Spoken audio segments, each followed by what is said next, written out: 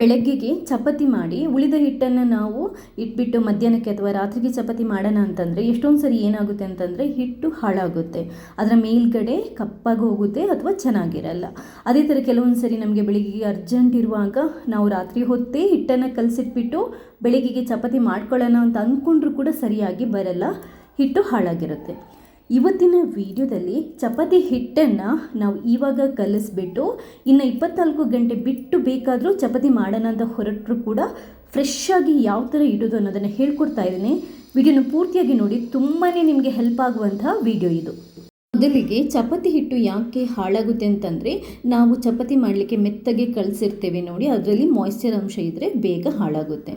So ಏನು ಮಾಡಬೇಕು, ಒಂದು ವೇಳೆ ಚಪಾತಿ ಹಿಟ್ಟನ್ನು ನಾವು ಇವಾಗ ಕಲಿಸ್ಬಿಟ್ಟು ಸ್ವಲ್ಪ ಹೊತ್ತು ಬಿಟ್ಟು ಅಥವಾ ಒಂದು 24 ಗಂಟೆ ಬಿಟ್ಟು ಬೇಕಾದರೂ ಚಪಾತಿ ಮಾಡೋಣ ಅಂತ ಅಂದ್ಕೊಂಡು ಇಡಬೇಕಾದ್ರೆ, ನಾವು ಒಂದು ಸರಿ ಕಲಸಿ ಆದ ನಂತರ ಉಳಿದಿರೋ ಹಿಟ್ಟಿಗೆ ಒಂದು ಸ್ವಲ್ಪ ಒಣ ಹಿಟ್ಟನ್ನು, ಗೋಧಿ ಹಿಟ್ಟನ್ನು ಹಾಕ್ಕೊಂಡು ಮತ್ತೊಂಚೂರು ಮಿಕ್ಸ್ ಮಾಡಿಕೊಂಡು ಅದರ ಪಸೆ ಇರುತ್ತಲ್ವ ಅಥವಾ ತೇವಾಂಶ ಇರುತ್ತಲ್ವ ಅದನ್ನ ಕಡಿಮೆ ಮಾಡ್ಕೋಬೇಕು. ಯಾಕಂತಂದರೆ ಪಸೆ ಅಥವಾ ನೀರಿನಂಶ ತೇವಾಂಶ ಕಮ್ಮಿ ಇದ್ದಷ್ಟು ಹಿಟ್ಟು ತುಂಬ ಹೊತ್ತು ಬಾಳಿಕೆ ಬರುತ್ತೆ. ಅಂದರೆ ನಾವೊಂದು ಸ್ವಲ್ಪ ಹೊತ್ತು ಬಿಟ್ಟು ಕೂಡ ನೋಡಿದರೂ ಫ್ರೆಶ್ ಆಗಿರುತ್ತೆ. ಸೊ ಸ್ವಲ್ಪ ಒಣ ಹಿಟ್ಟನ್ನು ಹಾಕಿಬಿಟ್ಟು ನೀಟಾಗಿ ಕಲಸಿಬಿಟ್ಟು ಅದರ ತೇವಾಂಶ ಪಸೆ ಎಲ್ಲ ತೆಗೆದ್ಬಿಟ್ಟು ಏನು ಮಾಡಬೇಕು ಅಂತಂದರೆ, ಒಂದು ಸ್ವಲ್ಪ ಯಾವುದಾದ್ರೂ ಇರ್ಬೋದು ಅಡುಗೆ ಎಣ್ಣೆ, ನಾನಿಲ್ಲಿ ಕೋಕೋನಟ್ ಆಯಿಲನ್ನು ಯೂಸ್ ಮಾಡಿದ್ದೇನೆ.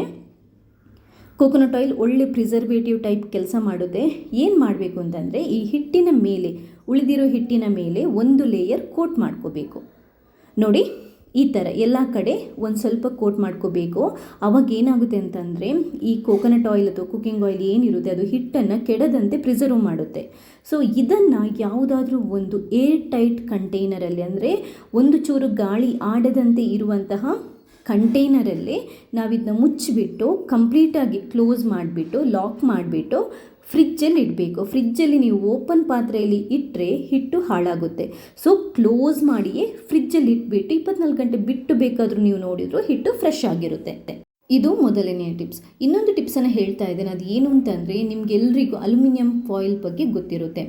ಇದೇನು ಅಂತಂದರೆ, ಫುಡ್ಡನ್ನು ತುಂಬಾ ಹೊತ್ತು ಫ್ರೆಶ್ ಆಗಿ ಅಥವಾ ಬಿಸಿ ಬಿಸಿ ಇರೋ ಥರ ನೋಡ್ಕೊಳ್ಳುತ್ತೆ. ನೀವು ಬೇರೆ ಚಪಾತಿ ಎಲ್ಲ ಕಟ್ಟೋದಕ್ಕೆಲ್ಲ ಯೂಸ್ ಮಾಡಿರ್ತೀರ, ಈ ಹಿಟ್ಟನ್ನು ಕೂಡ ಅಷ್ಟೇ, ಉಳಿದಿರೋ ಹಿಟ್ಟನ್ನು ಅಲ್ಯೂಮಿನಿಯಂ ಫಾಯಿಲ್ ಇರುತ್ತಲ್ವ ಅದರಲ್ಲಿ ಕಂಪ್ಲೀಟಾಗಿ ಈ ಥರ ಕ್ಲೋಸ್ ಮಾಡಬೇಕು. ಯಾವ ಥರ ಕ್ಲೋಸ್ ಮಾಡಬೇಕು ಅಂತಂದರೆ, ಒಂದು ಚೂರು ಕೂಡ ಗಾಳಿ ಒಳಗಡೆ ಹೋಗಬಾರ್ದು, ಏರ್ ಟೈಟಾಗಿ ಪ್ಯಾಕ್ ಮಾಡಬೇಕು ನೋಡಿ. ಈ ಥರ ನೀವು ಹಿಟ್ಟನ್ನು ಹಾಕ್ಬಿಟ್ಟಿದ್ರೆ ಕಂಪ್ಲೀಟಾಗಿ ಕ್ಲೋಸ್ ಮಾಡಿದರೆ ಅದರಲ್ಲಿ ಒಳಗಡೆ ಒಂದು ಚೂರು ಗಾಳಿ ಹೋಗಲ್ಲ.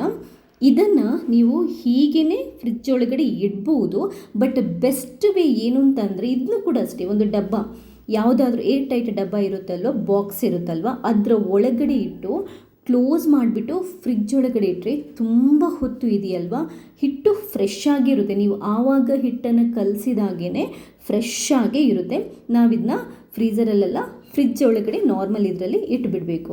ಇದನ್ನ ನಾನು ಆಲ್ಮೋಸ್ಟು ನೆನ್ನೆ ಮಾಡಿಟ್ಟಿರುವಂಥದ್ದು, ನಾನು ನೆಕ್ಸ್ಟ್ ಡೇ ನಿಮಗೆ ಓಪನ್ ಮಾಡಿಬಿಟ್ಟು ತೋರಿಸ್ತಾ ಇದ್ದೇನೆ. ನೀವೇ ನೋಡಿ ಯಾವ ಥರ ಇದೆ ಅಂತ.